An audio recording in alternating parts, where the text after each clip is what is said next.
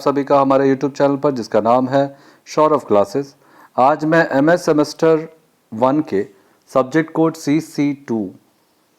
CC1 जो कि है आपका दूसरा पेपर, उसके एक महत्वपूर्ण विषय असीरियन साम्राज्य के पतन और उसके कारण लेकर उपस्थित हुआ हूं। तो चलिए शुरू करते हैं।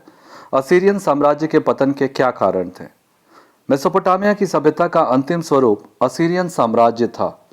दरअसल अशुरबनीपाल असीरियाई साम्राज्य का सबसे शक्तिशाली राजा था, किंतु उसकी मृत्यु के कुछ वर्षों के भीतर ही असीरियाई साम्राज्य बिखर गया।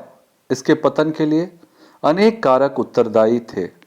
असीरियन साम्राज्य के पतन के कारण निम्नलिखित थे। पहला, असीरियन क्रूरता। असीरियन जाति के लोग अर्ध सभ्य थे तथा उसके शासक क्रूरतापूर्वक व्यवहार करते थे। विजित राज्यों को भयभीत रखने के लिए उन्होंने उन पर बहुत अत्याचार किए। इन सब का प्रतिकूल प्रभाव हुआ। यही कारण था कि विद्रोह कम नहीं हुए। असीरियनों ने अत्याचार बढ़ाने के साथ साथ विद्रोहियों की संख्या में भी वृद्धि होती चली गई। दूसरा है दोषपूर्ण प्रांतीय व्यवस्था। असीरियन साम्राज्य की दुर्बलता का प्रमुख कारण दोषपूर्ण प्रांतीय व्यवस्था थी। साम्राज्य की प्रारंभिक अवस्था में सम्राटों ने विजित प्रदेशों को प्रांतों के रूप में संगठित करने का प्रयास नहीं किया। वे केवल लूटपाट के द्वारा ही संतुष्ट हो जाते थे। उनके लौटते ही ये विजित राज्य पुनः विद्रोह कर देते थे। इस और सर्वप्रथम ध्यान तिग्लत पिलेसर तृतीय ने दिया। उसने कतिपय राज्यों को प्रांतों के रूप में परिवर्तित कर दिया, किंतु इसके सकारात्मक परिणाम नहीं हुए, क्योंकि तिग्लत के उत्तराधिकारियों ने इन प्रांतों के साथ उचित व्यवहार नहीं किया। उन्होंने प्रांतों से करो व सैनिक सेवा के रूप में राज्य के अंश को बहुत बढ़ा दिया था।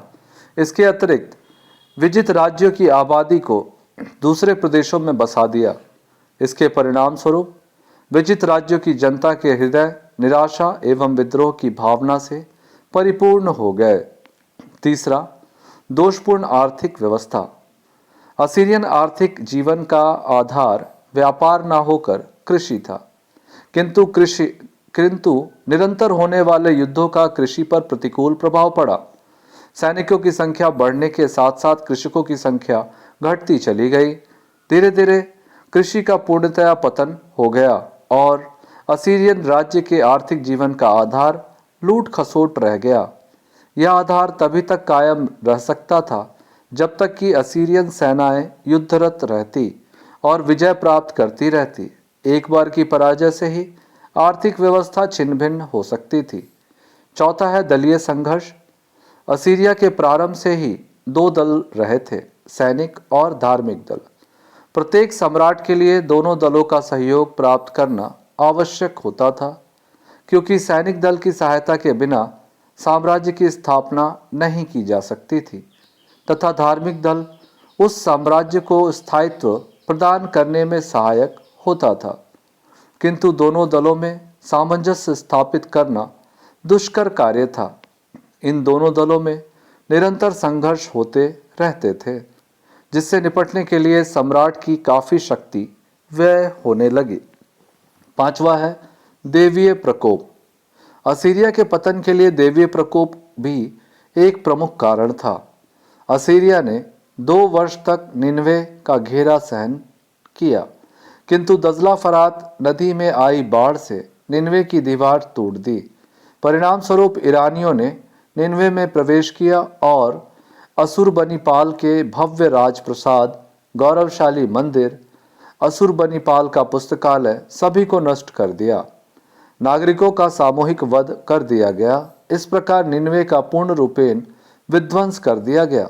छठा है अन्य कारण, जिसमें पहला है ए, प्रांतीय शासक अधिकांशतः राजपरिवार के होते थे अतः उनका पुजारी वर्ग से सदैव संघर्ष होता रहता था। बी है असीरियन सम्राटों की आंतरिक व्यवस्था भी दोषपूर्ण थी।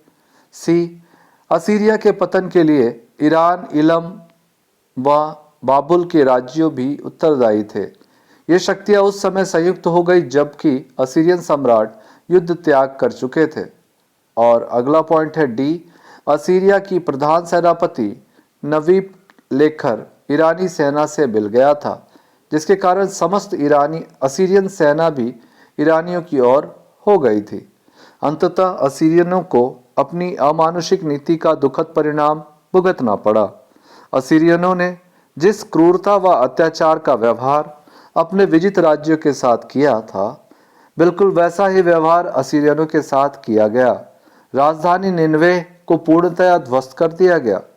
भयंकर प्रतिशोध की भावना से प्रेरित होकर कैल्डियनों एवं मीडो ने न केवल असीरियन नगरों को वरन असीरियन सभ्यता को ही पूर्णतया नष्ट भ्रष्ट कर दिया।